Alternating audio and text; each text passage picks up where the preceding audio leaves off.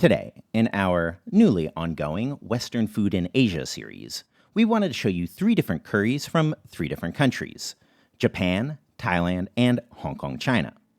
And yet, as soon as those words come out of my mouth, I do feel like we probably got a little explaining to do. Because, I think most people tend to categorize the word curry as a little more next to the rotis and the sags and a little less with the fish and chips. It is definitely a bit of a hornet's nest, because the Indianness of curry is probably one of the most controversial topics in food. After all, there's no spice mix called curry powder traditional to Indian cuisine. It was something crafted for and by foreigners. So for some people, this bottle is a simplification, a bastardization, a textbook example of appropriation. But for others, the idea that it's a bastardization is BS, discounting the lower-class servants and porters and the bags of which it truly spread around the world.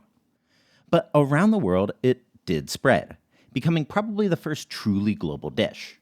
Because following the trails forged in blood by the British Imperial Project, you can find curry from South Africa to Jamaica to Nigeria to Guyana to, of course, England. In the United States, there's records dating all the way back through the Civil War, and for a hot second became a national obsession in the form of a dish called country captain, still eaten today in pockets of Carolina. Why country captain is relevant to our story today, as explained by one of the OG Guelos, William Hunter, in his classic book The Fangue at Canton. The local name for the India-China trade was the country trade. The ships were country ships, and the masters of them country captains. Some of my readers may recall a dish which was often placed before us when dining on board these vessels at Wangbo. That was country captain. And from that early anchorage at Wangbo, curry didn't have to travel too far to Hong Kong. In the early days, the dish was more or less synonymous with the Imperial Brits, their military, and the Gurkhas they employed. But from there it spread down into the police force, where it's still served in canteens today. But as the 20th century wore on, curry found a new home. Western food in Hong Kong began to get increasingly localized, becoming a cultural mainstay in the form of a kind of restaurant called cha-chan-teng, purveyors of Canto-Western fusion that serve up outrageously fun dishes like deep-fried French toast, cheesy seafood rice, and curry in various forms. That said, these days, what makes a Hong Kong curry is that it doesn't rely on that good old British bottle of curry powder. It leans instead on this, Hong Kong curry paste. It's a concoction that pretty obviously takes cues from Hong Kong's sister colony of Singapore.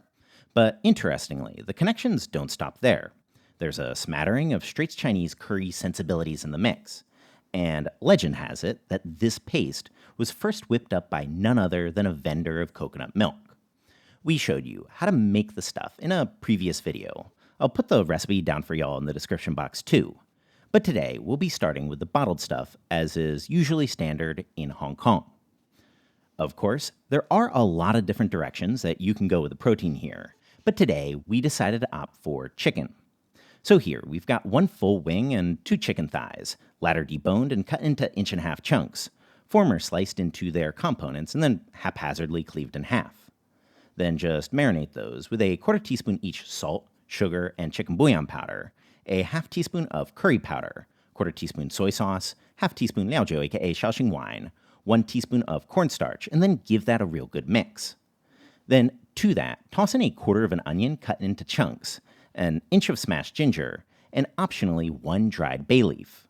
Mix well, coat it all with about a tablespoon of peanut oil. Mix again, and then let that marinate for at least 30 minutes. And then, together with that, for our curry today, we'll also prep some potatoes. These were 2 fingerling potatoes, 250 grams, peeled of course, then sliced in half and cut into roughly 1.5-inch chunks via the Chinese rolling cut. Then, to a pot of boiling water, toss in a 1/2 tablespoon salt, and boil those up for 10 minutes over a medium flame until they're soft, and then set them aside. Then, with those prepped now, a Hong Kong curry is usually a 2-step process, first of which is making the curry base. To do so, to about a tablespoon half of peanut oil, toss in 3/4 or the rest of our onion, finely minced.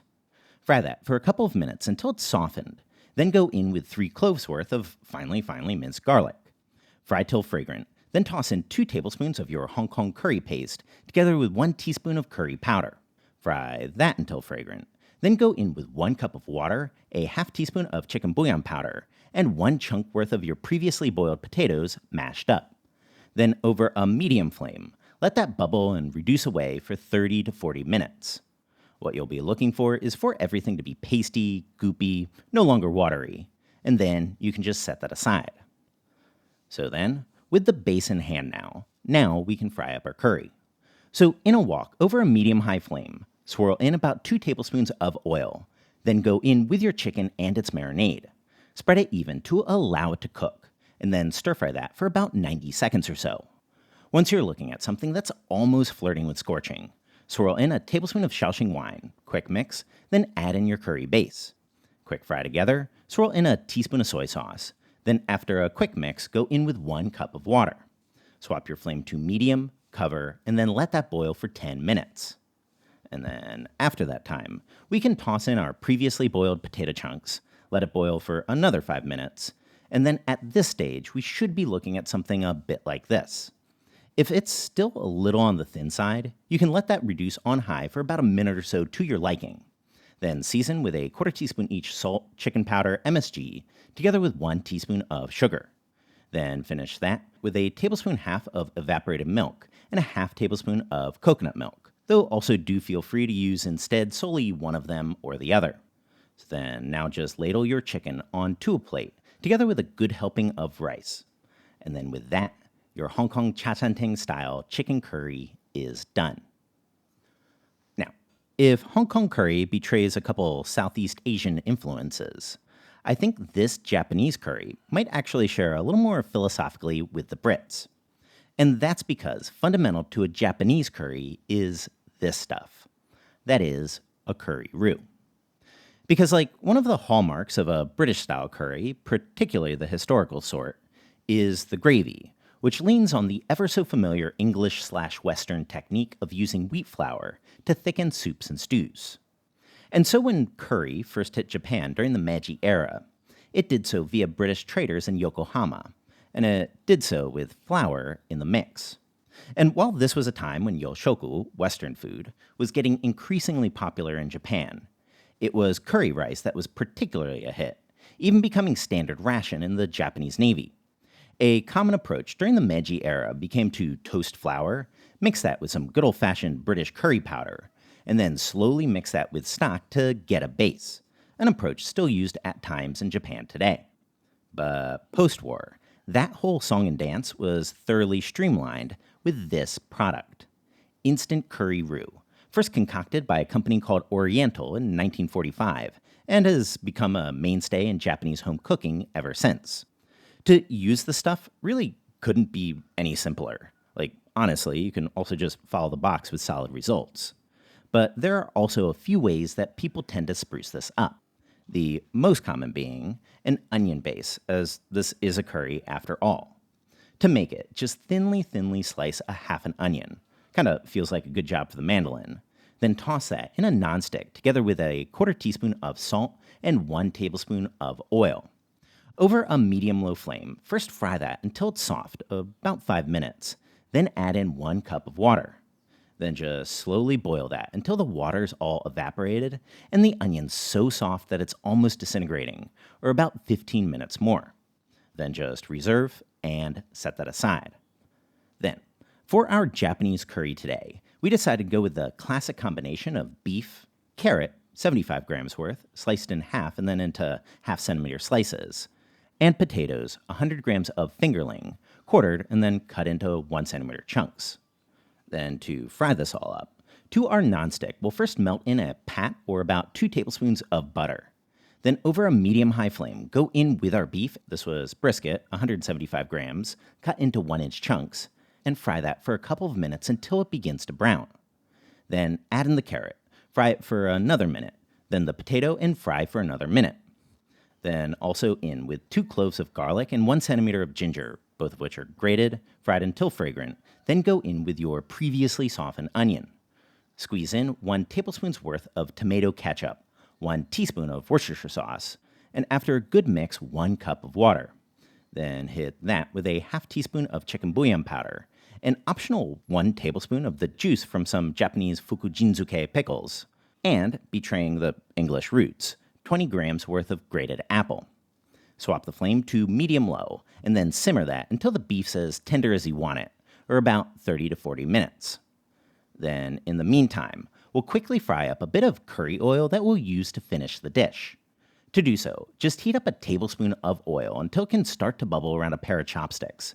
Then shut off the heat and toss in a half tablespoon of curry powder. Mix well, set aside, and then swing back to the curry. And it's at this point that we can toss in a half pack or 2 good chunks of our boxed curry roux, letting it melt and thicken right up. Then the seasoning up here on the screen, and finally finishing it with the curry oil.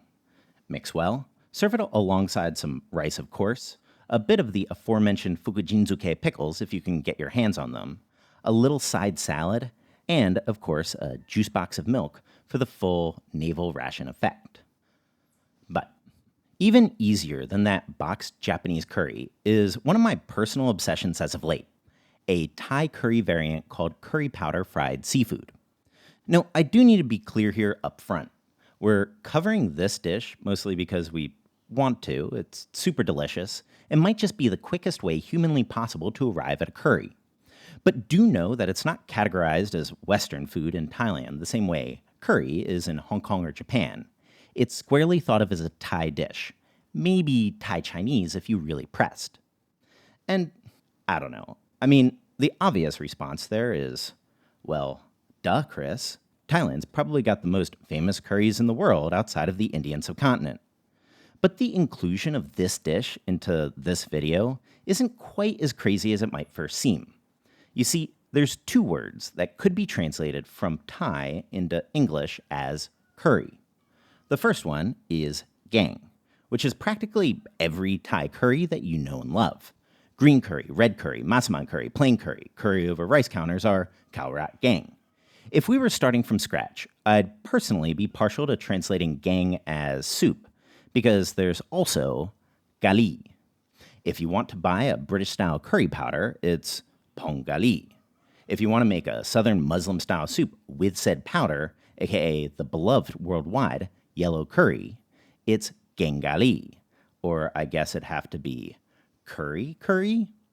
So this dish belongs with the latter, with gali, literally curry powder fried seafood. The thing is descended from a dish called curry powder fried crab, which was first served up in a pretty legendary Thai-Chinese seafood restaurant called Sombun Seafood. It'd be a fair guess that that dish was likely a riff off of Singaporean curry crab, which itself seems to have evolved from Goan Portuguese crab curry. It's a stretch, I get it, but I don't know. It tastes super good, it's really easy, so let's show you how to make it. So, the fundamental flavor of this dish is going to be a classic combination that you see again and again in modern Bangkok cuisine. Nam Prik Pao, a seafood-laden Thai-Chinese chili jam, and evaporated milk, an ingredient itself seen quite a bit in the Southeast Asian maritime Chinese world.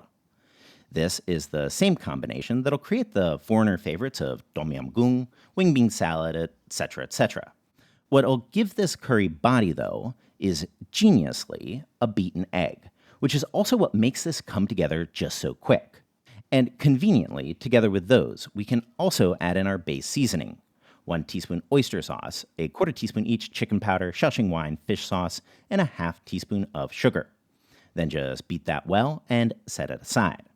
So, protein-wise, in Thailand, this dish is basically synonymous with seafood, but I've totally gotten creative before with beef, fish balls. It's actually sneaky versatile. Still, today, we'll work off of a base of 2 small squid, cleaned, bone removed, cut into 2-inch sections, plus little grooves sliced in a checkerboard pattern to improve the final texture. This will then be together with seafood number 2. I like 5 to 6 medium shrimps, peeled, butterflied, deveined, and marinated together with an 1/8 teaspoon salt, white pepper, and a 1/2 teaspoon of cornstarch. And then to fry it, because Cantonese habits are hard to break, I guess, We'll first give our shrimps a quick pan fry. Quarter cup of oil, heat it up over a high flame until bubbles can form around a pair of chopsticks. Then in with the shrimps and fry until cooked through, or about 1 minute. Then remove, take out all but a tablespoon half of your oil, and over the same high flame, add in the totality of the seafood, brief 15-second fry, together with 1 stalk of Chinese celery, or leafy tops of celery, also good, 1 scallion, about 1/8 of an onion, and 1 fresh spicy chili. Stir fry that all together for about 30 seconds, then swap the flame to medium and add in your previously prepared sauce, together with a half tablespoon of curry powder. Mix well, and slowly let that cook to come together and thicken. For us, this was about 90 seconds or so. Taste, then season with a touch more fish sauce to taste. And then with that's honestly it. Remove, serve, and devour the rice. So we make 3 curries today, and of course, I've had all of them in isolation. However, I never tried them next to each other, so I'm pretty excited to see how they compare. Hong Kong one first. Okay. Japanese one. They do taste differently. Taiwan. Okay. So first of all, they are all very good, of course. For me personally, the Hong Kong one tastes pretty nostalgic and it's pretty complex and has like a depth. For me, it's my favorite. And the Japanese one has like a sweeter, kind of like rounder flavor, and it's like a definitely rice killer. And as for the Taiwan, it tastes more like how to say, the herbs and everything in it just tastes more, a little bit more refreshing. It smells really nice, has a very nice aroma. So I don't know, they're all good. I don't want to rank things, so I hope you can give them a try. So right, check out the recipe in the description box. A big thank you for everyone that's supporting us on Patreon, and of course, subscribe for more Chinese cooking videos.